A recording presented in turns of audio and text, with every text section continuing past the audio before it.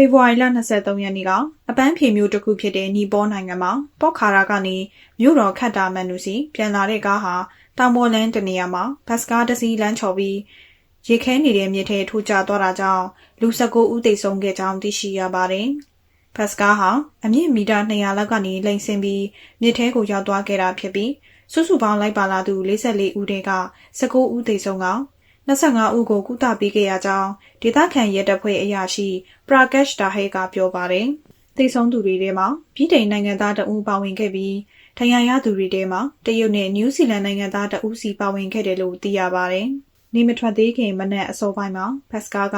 ထရီရှူလီမြစ်ထဲထိုးဆင်းသွားခဲ့တာဖြစ်ပြီးကယ်ဆယ်ရေးမစ်ရှင်တွေကတော့အာရုံတက်လောက်မှအပြီးသတ်နိုင်ခဲ့တယ်လို့ဆိုပါတယ်။2024ခုနှစ်ဇူလိုင်လတုန်းကလည်းအဝေးပြေးလမ်းပေါ်မှာမြေပြိုမှုတစ်ခုကြောင့်ဘတ်စကား2စီးဟာလူပေါင်း90ကျော်နဲ့အတူထရီရှူလီမြစ်ထဲကိုမျောပါသွားသည့်ဖြစ်ရပ်ရှိခဲ့ပါတယ်။